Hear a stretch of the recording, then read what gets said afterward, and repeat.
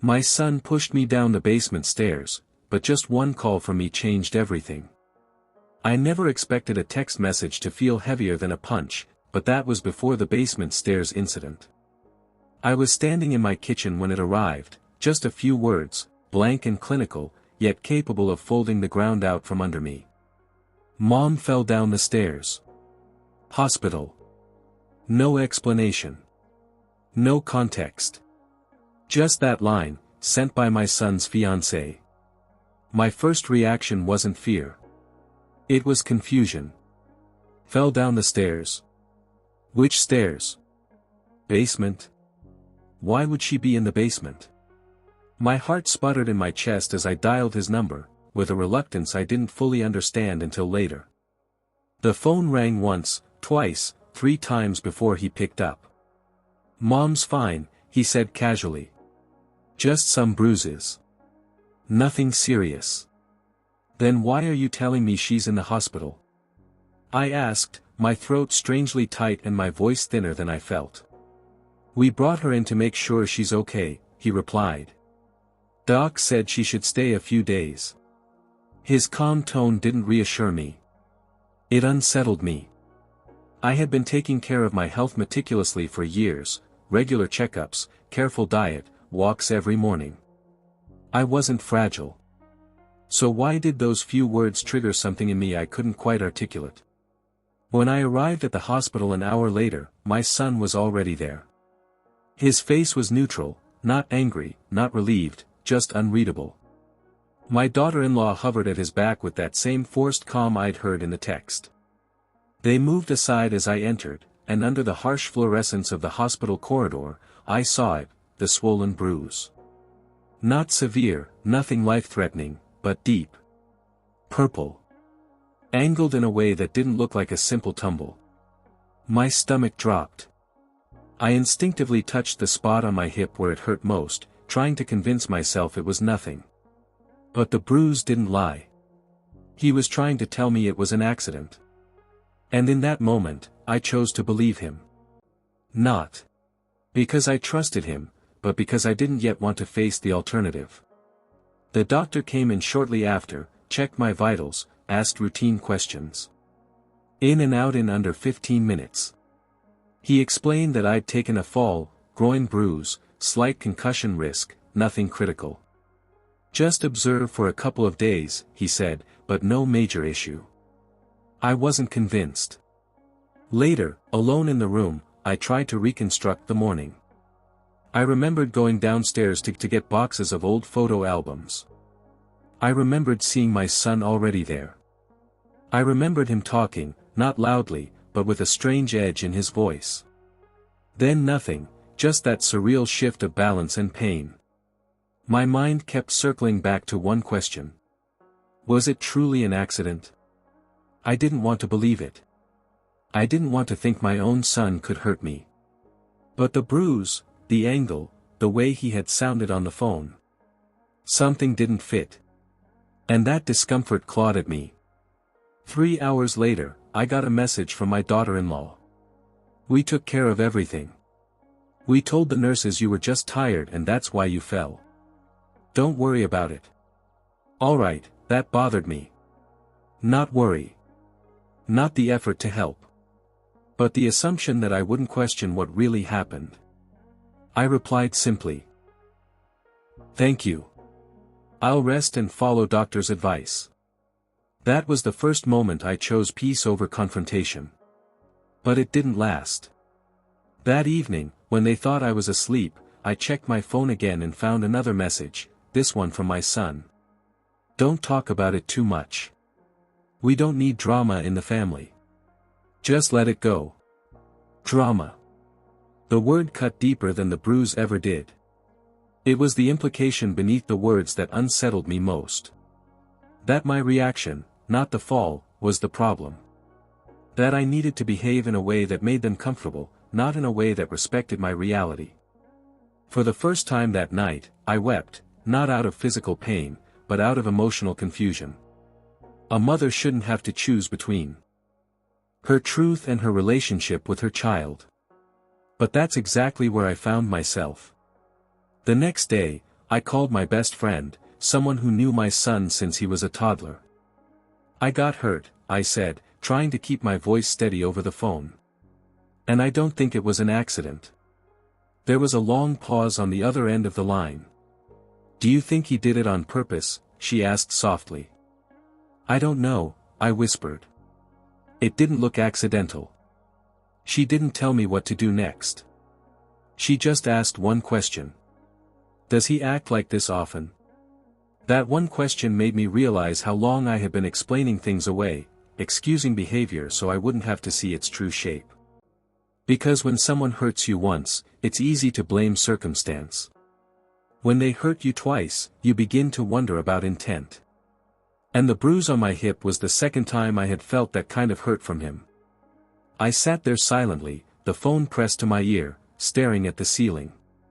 For the first time in my life, two thoughts warred inside me. One part of me ached to protect him, my child, my responsibility as a mother. The other part of me finally realized something I'd been too afraid to admit. Love shouldn't hurt this way. Not this often. Not this deeply. Not in a way that leaves bruises and unanswered questions. That night, as the hospital lights dimmed and the corridor quieted, I made a decision. Not out of anger. Not out of fear. Out of clarity. I would find out the truth. Even if it meant confronting the hardest conversation of my life. The morning after the fall, I woke before sunrise, not because of the pain, but because of the silence. Hospitals have a strange quiet at that hour, not peaceful, just suspended. Like the building itself is holding its breath. I lay there staring at the ceiling, replaying everything again. His tone. The text messages. The way my daughter-in-law had spoken for me, not with me. The way decisions were being made around me, as if I were already fading into the background of my own life. When the nurse came in to check my vitals, she smiled gently and asked, "Any dizziness? Headache?" "No," I said. Then paused. "Can I ask you something?" "Of course." "What exactly was written in my chart, about how I fell?" She hesitated, not long, but long enough. "It says you lost your balance while carrying boxes and fell down the basement stairs," she replied. "And who told you that?" I asked quietly. She glanced at the clipboard. "Your son and daughter-in-law." That was it. The confirmation I didn't want, but needed. I nodded and thanked her, my hands suddenly cold. When she left, I sat up slowly, ignoring the ache in my hip. I wasn't angry yet. I was alert. Someone had already decided the story. And they hadn't asked me. Around mid-morning, my son came in alone. He looked tired, irritated, like this whole situation was an inconvenience. "You good?" he asked, standing near the door instead of sitting down. "I'm stable," I replied. "Sit." He didn't. That told me everything. "They're keeping me another night," I continued. "Observation." He sighed. "Yeah, makes sense." There was an awkward pause. Then I said the words that had been sitting in my chest since the night before. "I don't remember losing my balance." His eyes flicked up, sharp, defensive. "Mom, don't start." "I'm not starting," I said calmly. "I'm asking." He rubbed his face. "You were stressed. You slipped. It happens." "Then why do I remember you standing behind me?" I asked. Silence. Heavy. Thick. Unavoidable. "You're imagining things," he finally said. "You hit your head." That's when something inside me hardened, not with anger, but with certainty. Because people who tell the truth don't rush to explain. They don't minimize. They don't accuse you of imagining your own memories. "I want my wallet," I said suddenly. He frowned. "What?" "My wallet. And my phone charger." "Bring them." "Why?" "So I can make a call." To who? His voice sharpened. That's not your concern. His jaw tightened. For a second, I thought he might argue. Then he nodded stiffly and left. The call I made an hour later wasn't dramatic. It wasn't emotional. It was deliberate. I called my lawyer. Not because I wanted revenge. Not because I wanted to punish my son. But because I finally understood something I had ignored for years. When people start rewriting reality for you, it's time to document your own. I explained everything calmly, the fall, the bruising, the messages, the pressure to stay quiet. He listened without interrupting.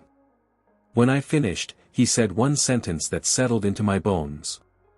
Do not confront them yet. That surprised me. Why? I asked. Because they're already confident, he replied. Let them stay that way. Confidence makes people careless. That afternoon, my daughter-in-law returned with flowers and a tight smile. How are you feeling? She asked, setting them down. Clear-headed, I said. She laughed lightly. Good. We were worried the fall might confuse you. There it was again. That subtle suggestion. That gentle erasing. We filled out the discharge paperwork, she continued. Once you're home, we'll help you rest. No need to stress yourself. I'll be going home alone, I replied. Her smile faltered. Alone? Yes. My son stepped in. Mom, that's not a good idea. I didn't ask, I said. The room went quiet. I could feel the shift, the moment when they realized I wasn't pliable anymore. That evening, when they left, I checked my bank app. And that's when I saw it. Multiple transfers. Small amounts. Regular payments I hadn't authorized, linked to an account I didn't recognize. My heart pounded, not with fear, but with a strange clarity. This wasn't just about the stairs. This was about control. About entitlement. About people who believed they could take, from my money, my voice, my dignity, because I was mom, because I was older, because I wouldn't push back. They had mistaken my patience for weakness. And that was their biggest mistake. I didn't sleep much that night. Instead, I planned. I gathered screenshots. I saved messages. I wrote everything down, dates, times, words used. And then I made the second call. This one changed everything. I called my son's workplace. Not to accuse. Not to expose. Just to verify something simple. And what I learned from that call confirmed what my instincts had been screaming all along. He had been under pressure. Financial pressure. Debt pressure. And he had decided, without asking, that I was the solution. The stairs weren't an accident. They were a moment where frustration slipped into action. And the cover-up afterward told me all I needed to know. The next morning, as the nurse prepared my discharge papers, my son and daughter-in-law walked in together, confident again. Ready to go home? He asked. Yes, I said, meeting his eyes. But not the way you think. When I said, but not the way you think, I watched their faces carefully. Confusion first. Then irritation. Then something else. Fear. What does that mean? My daughter-in-law asked, her voice light but strained. It means, I said calmly, signing the final discharge paper, I won't be returning to the house. Silence. My son blinked. Mom, don't be dramatic. I'm not, I replied. I'm being cautious. He stepped closer. Cautious of what? I looked at him steadily. Of falling again. The air changed instantly. He stiffened. My daughter-in-law crossed her arms. You're really going to do this? She snapped. After everything we've done for you? There it was. The script they'd rehearsed. Gratitude. Obligation. Guilt. I didn't ask you to do anything for me, I said quietly. But I did notice something else. Neither of them spoke. The bank transfers, I continued. The recurring payments.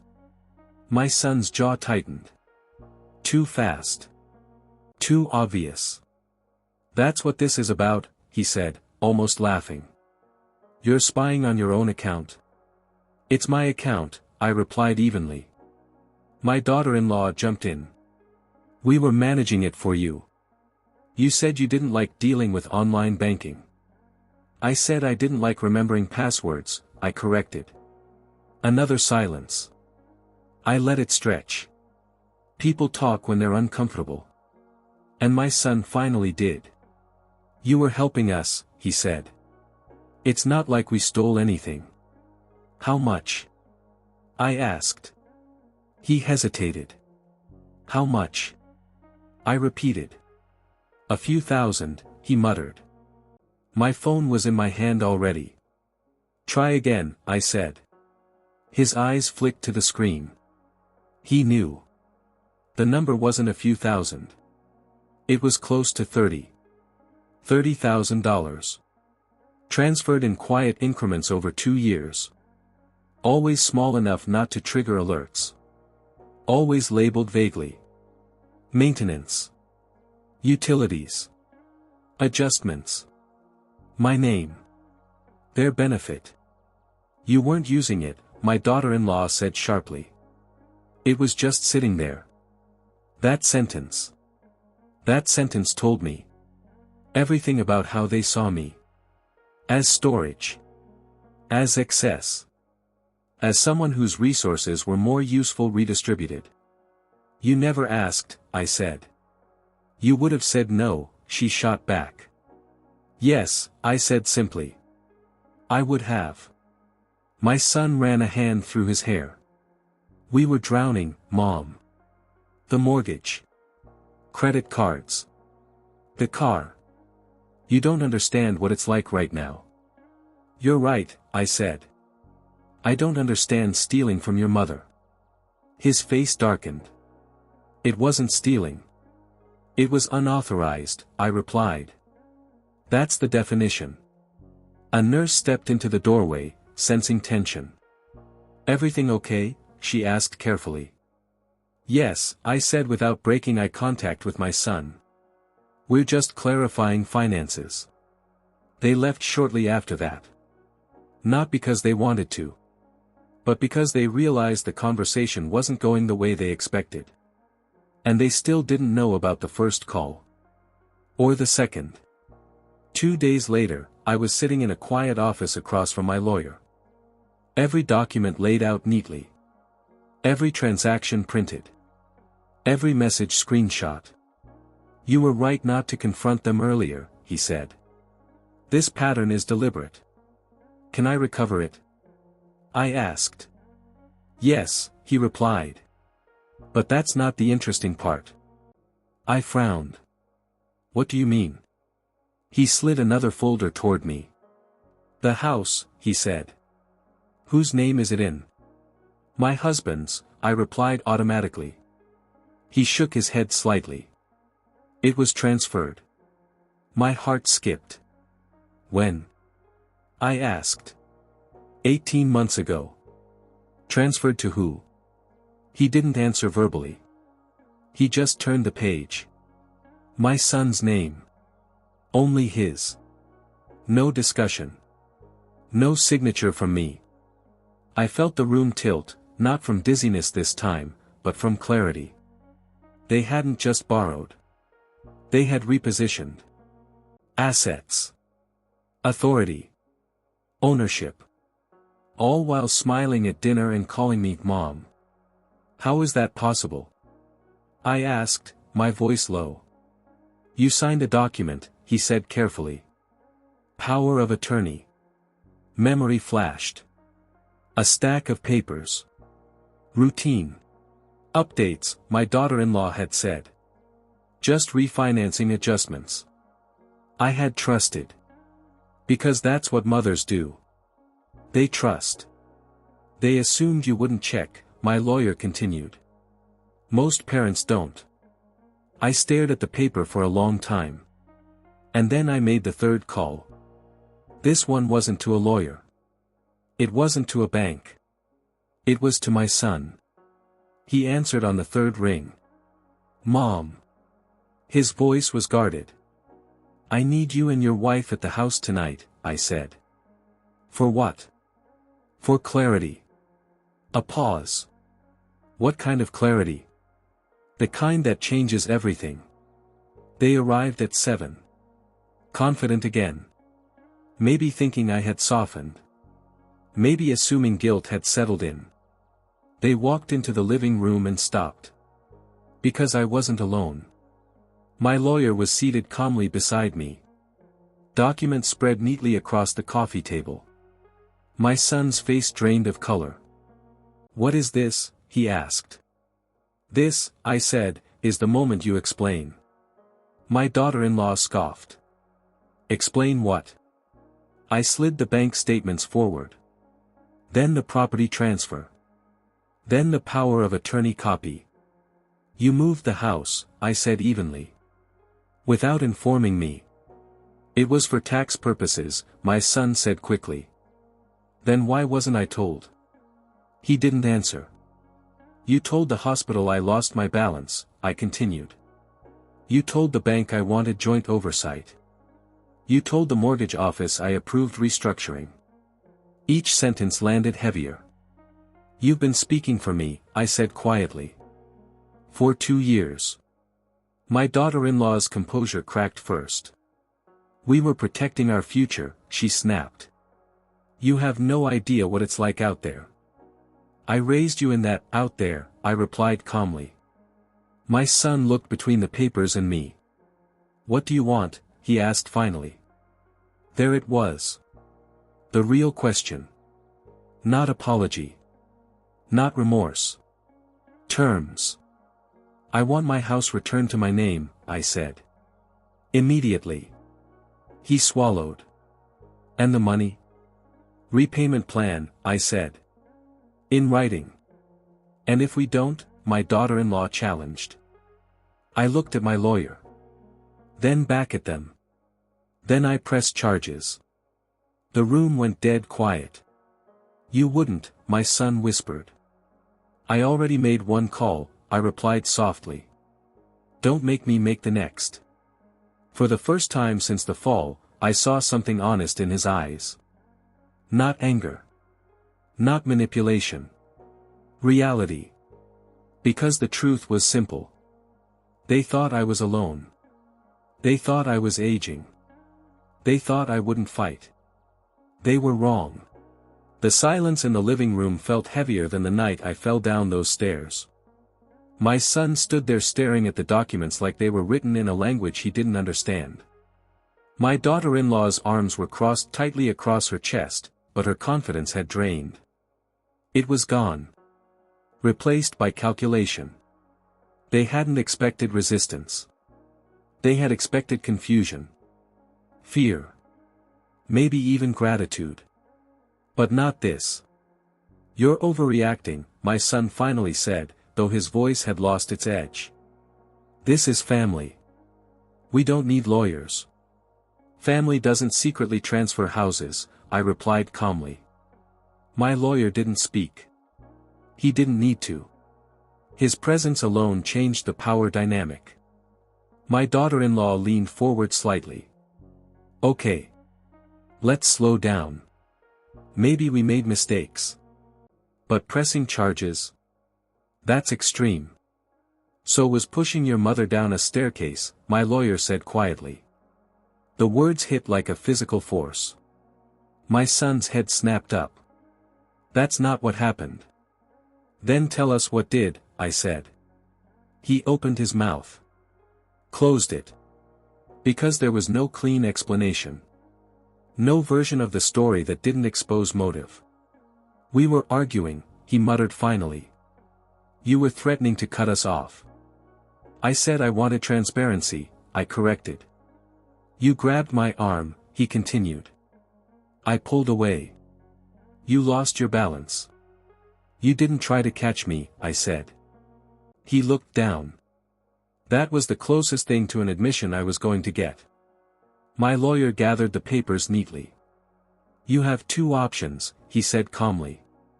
We file a police report regarding financial fraud and potential assault. Or we resolve this privately, with immediate reversal of property transfer and legally binding repayment. The word assault seemed to shake something loose in my son. Mom, he said quietly, finally looking at me, not at the documents, not at the lawyer. Please. That word. Please. It used to soften me. Used to undo years of frustration. But tonight it didn't move me at all. I spent 30 years protecting you, I said evenly. And you decided I was an obstacle. That's not fair, my daughter-in-law snapped. Fair. I turned toward her slowly. You monitored my bank account. You gave us access. For bill paying, I replied. Not extraction.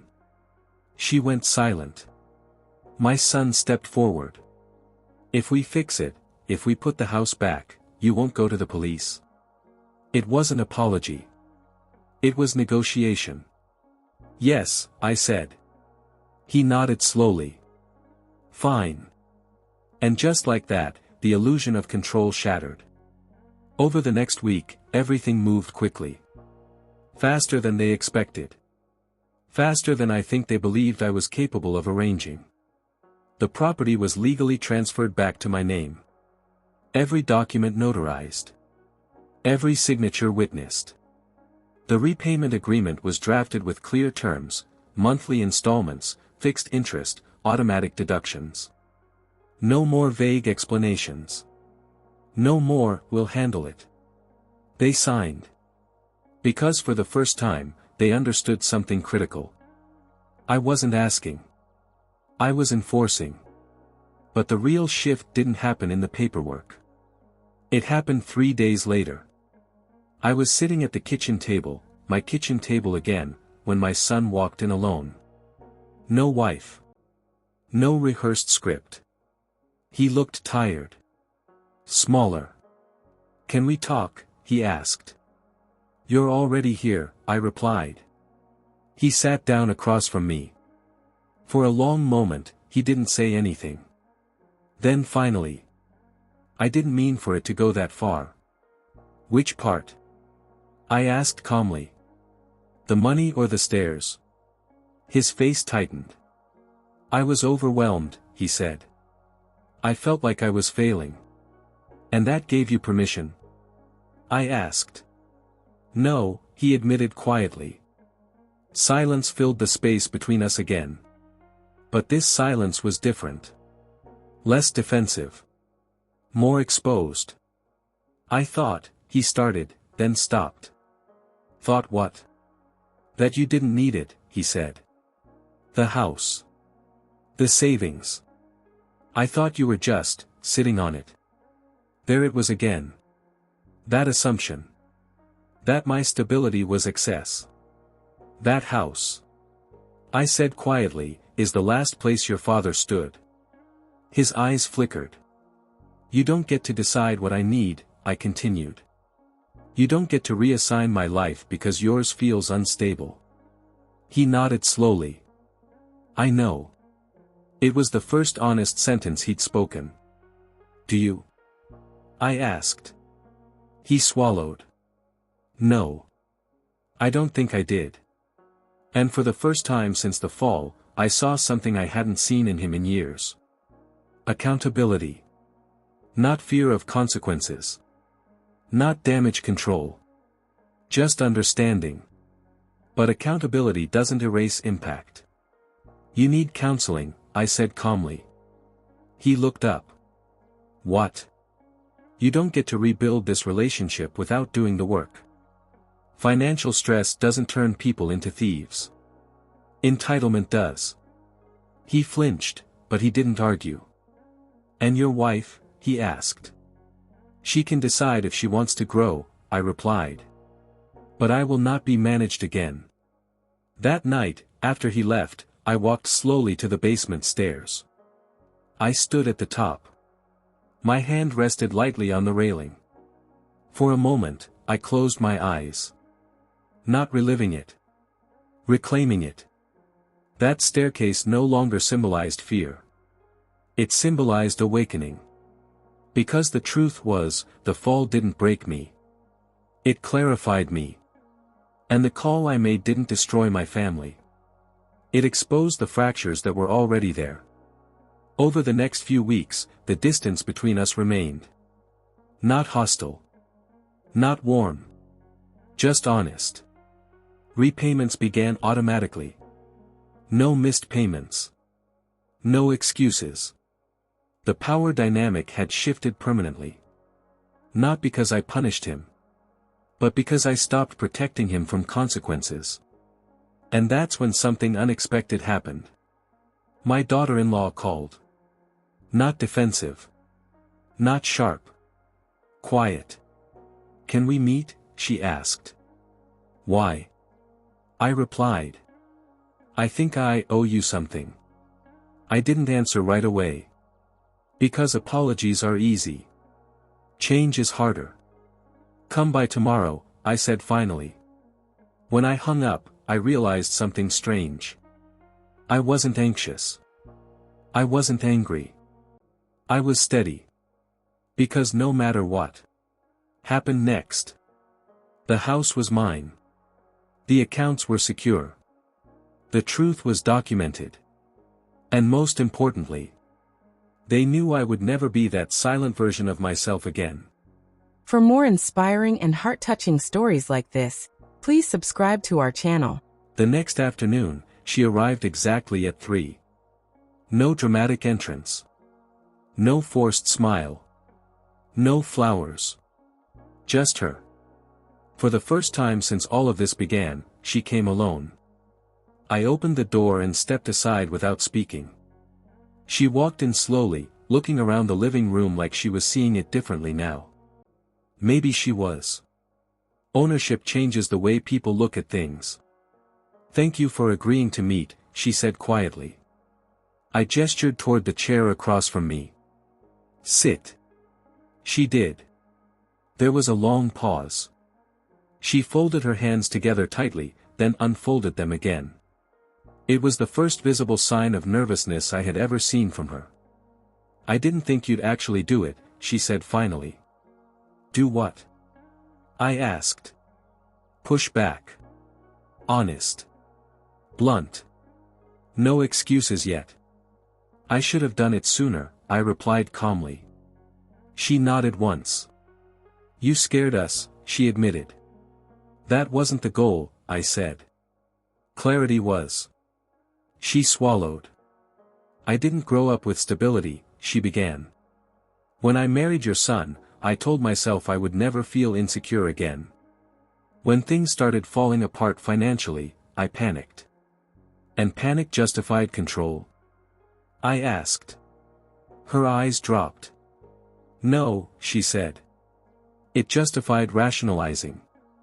That answer surprised me. It wasn't defensive. It wasn't aggressive. It was reflective. "I convinced myself you wouldn't notice," she continued. "And if you did, we could explain it away. You're kind. You avoid conflict." "I used to," I corrected gently. She looked up at me, studying my face carefully. "Yes," she said quietly. "You used to." Another silence settled between us, but it didn't feel hostile. It felt honest. "I need you to understand something," I said finally. "The money wasn't the deepest wound." She frowned slightly. "It was the assumption," I continued. "That I was excess. That my security was negotiable." Her lips pressed together. "I see that now," she said. "Do you?" I asked. "Yes." And for the first time, I believed she might mean it. She leaned forward slightly. "When he grabbed your arm," she said softly, "I saw it happen. The room seemed to shrink." "You saw?" I asked. She nodded slowly. He was frustrated. You were arguing. It happened fast.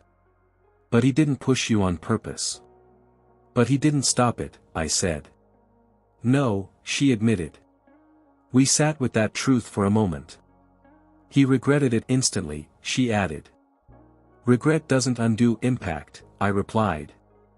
I know. There was something different about her today. Less control. More accountability. Why are you here? I asked finally. She exhaled. Because I don't want this to become permanent. Permanent what? This fracture, she said. I don't want our future defined by this. I studied her carefully. You don't get to rush healing, I said. Trust isn't restored by conversation. It's restored by consistency. She nodded slowly. I'm willing to do that. We'll see, I replied. Then I added something she didn't expect. I'm not cutting you out. Her eyes widened slightly. You're not. No. She blinked, clearly confused. I'm setting boundaries, I clarified. Those are different. What kind of boundaries? She asked carefully. No financial access.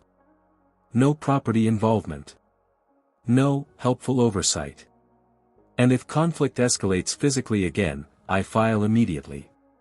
Her throat tightened, but she nodded. That's fair. And one more thing, I added. She looked up. You both attend counseling. She hesitated. Then nodded again. Okay. That was the moment I realized something important. Consequences don't always destroy relationships. Sometimes they reveal whether there's anything worth rebuilding. She stood to leave, but paused near the door. There's something else, she said. I waited. He didn't want the house at first. My eyes narrowed slightly. What do you mean? The transfer was my idea, she admitted. The air shifted again. He was stressed, yes. But I pushed the restructuring. I handled the paperwork. I said nothing. I thought if it was in his name, we'd feel more secure, she continued. I told him you wouldn't mind. And he believed you? I asked. He wanted to, she replied. There it was. Shared responsibility. Shared failure. But also shared awareness. Why tell me this? I asked. Because I won't rebuild this on half-truths, she said. If we're going to fix anything, it has to be real. For a long moment, I just looked at her. Then I nodded once. Good, I said quietly. Start there. After she left, I sat alone in the quiet house. Not broken. Not triumphant. Just steady. The power dynamic had shifted, yes. But something else had shifted too. I wasn't acting from anger anymore. I was acting from clarity. And clarity doesn't require cruelty. Over the next month, small changes began to show. Payments continued without issue. Counseling appointments were scheduled. Conversations became slower. More careful. Less defensive. My son called one evening, not to ask for anything. Just to talk. It was awkward at first. Stiff. But real. Mom, he said halfway through the conversation, I don't think I realized how much I depended on you being soft. I was never soft, I replied. I was patient. He laughed quietly. Yeah, he admitted. That. I'm still patient, I said. But I'm not silent. I know. And I could hear it in his voice. He did. But forgiveness isn't a switch. It's a process. And I wasn't there yet. Not fully. What I had instead was something stronger. Self-respect. Because the truth is, the stairs didn't teach me fear. The bank transfers didn't teach me caution. The confrontation didn't teach me power. They taught me something simpler. That protecting your peace sometimes requires confrontation. And that love without boundaries becomes permission. The fracture wasn't healed yet. But it wasn't bleeding anymore. And for now, that was enough. 3 months passed before anything truly shifted. Not on paper. Not financially. Emotionally. Counseling had started. At first, my son attended alone. Then, after 2 sessions, my daughter-in-law joined him. I didn't ask what was discussed. That wasn't my role. What I watched instead were patterns. Did they interrupt less? Did they listen more? Did they respect space? The answers, slowly, became yes. But healing doesn't happen in dramatic speeches. It happens in small, almost unnoticeable corrections. Like the first time my son came over and asked before opening the fridge. Or the first time my daughter-in-law transferred the monthly repayment 2 days early, without being reminded. Or the first time they disagreed in front of me and didn't look at me to mediate. That one mattered more than they knew. Because for years, I had been the stabilizer. The absorber. The silent cushion between tension and consequence. And stepping out of that role felt strange. Quiet. But necessary. One afternoon, my son called. "Mom, can we have dinner? Just the 3 of us." I hesitated. Not because I was afraid. Because I was cautious. "Here," I said. "My house." There was a pause. Then, "Okay." When they arrived, I noticed something subtle. They looked smaller. Not diminished. Just less inflated by certainty. We ate slowly. Conversation stayed neutral at first, weather, work, traffic. Then my son set his fork down. "I need to say something," he began. My body tensed slightly, but I didn't interrupt. "I've spent most of my life believing you'd always catch me," he said. "Even when I didn't deserve it." Silence settled over the table. "And when things started falling apart," he continued, "I didn't want to feel like I failed as a provider. So instead of admitting that, I shifted responsibility. To me," I said quietly. "Yes. No excuses. No minimizing. Just acknowledgement." "I think I confused support with access," he added. "And love with entitlement." That sentence landed deeper then. He realized. Because that was exactly what it had been. Entitlement dressed up as family. My daughter-in-law spoke next. "I don't want to be the villain in your story," she said carefully. "You were never the villain," I replied calmly. She looked surprised. "You were insecure," I continued. "And insecurity makes people territorial." She nodded slowly. "I saw your stability as a threat," she admitted. "Instead of a gift." That honesty was new. Painfully new. "I need to ask you something," my son said. I waited. "Will you ever trust us again?" The question hung in the air like fragile glass. Trust. Not forgiveness. Trust. "I will trust behavior," I said finally. They both looked confused. "I won't trust words," I clarified. "I won't trust promises. I will trust patterns." My son nodded slowly. "That's fair. And understand this," I added gently. "Even if trust rebuilds, the structure has changed." "How?" my daughter-in-law asked. "I am no longer your safety net," I said evenly. "I am your mother. Not your solution." That distinction was the entire turning point. They needed to build their stability without rearranging mine. After dinner, as they prepared to leave, my son lingered near the door. "There's something else," he said quietly. I raised an eyebrow. "We're selling the house." I blinked. "What?" "The one we were struggling to afford," he clarified. We downsized. That surprised me. That's practical, I said carefully. He nodded. It took us hitting bottom to realize we were living beyond our capacity. And now? I asked. Now we're rebuilding. Slower. Cleaner. That was growth. Not dramatic. Not flashy. But real. A week later, something unexpected happened. My son invited me to attend one of his therapy sessions.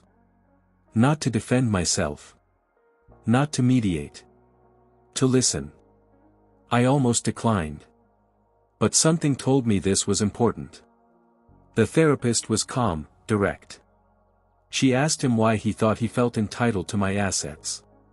He didn't deflect. Because she always survived, he said. And I mistook that strength for invulnerability. The therapist turned to me. How did that feel? She asked. Accurate, I replied. And in that moment, something shifted inside me, not anger, not sadness. Release. Because for the first time, he wasn't protecting his ego. He was confronting it. Healing didn't happen overnight. But it started becoming visible. Less defensiveness. More ownership. No financial missteps. And something even more important. Respect. The kind that doesn't require fear. The kind that doesn't require lawyers. The kind that exists because boundaries exist. Then one evening, about 5 months after the fall, I walked down to the basement again. Slowly. Deliberately. The same stairs. The same railing. But I wasn't the same woman. I stood at the bottom and looked up. That staircase no longer felt like betrayal. It felt like awakening. Because the fall had done something I hadn't been brave enough to do on my own. It forced clarity. It forced confrontation. It forced separation between love and access. And most importantly, it forced me to choose myself. Not over them. But alongside them. Which is something I had never done before. That was the real shift. Not the legal papers. Not the repayment plan. Not even the counseling. It was the internal decision.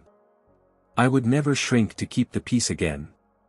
And strangely enough, that decision didn't push them away. It recalibrated them. A full year passed before I realized something important. I no longer flinched when my phone rang. That may sound small, but for a long time, every call from my son carried tension. An invisible brace in my chest. A question underneath the greeting. What now? But that feeling had faded.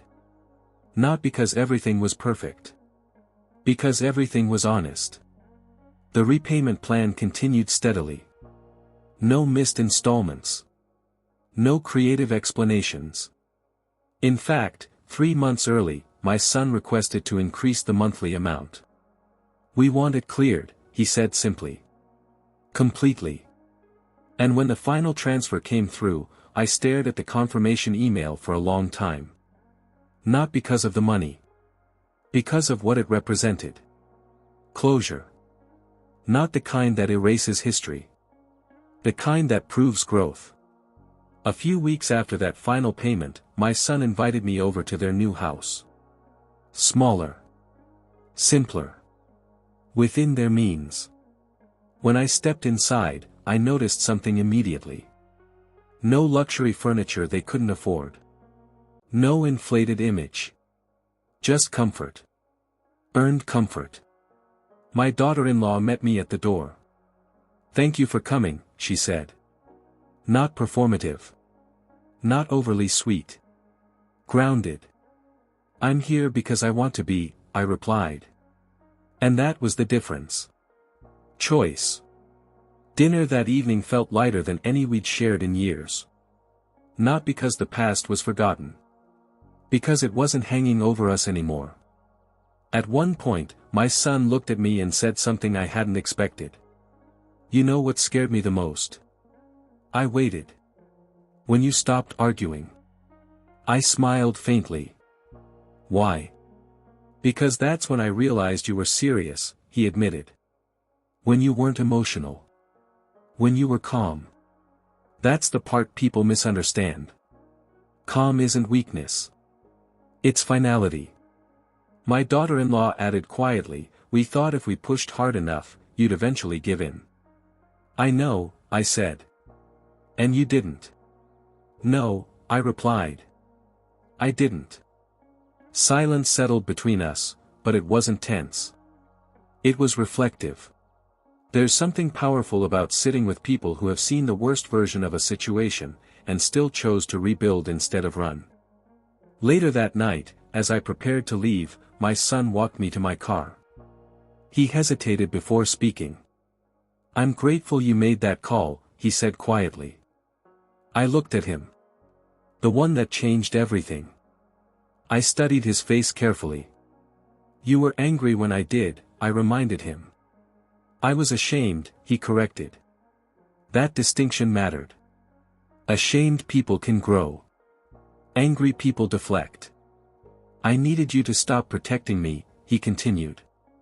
Because as long as you did, I never had to confront myself. That sentence settled deeply. Because for years, I had believed I was helping by smoothing conflict. Absorbing tension. Silencing discomfort.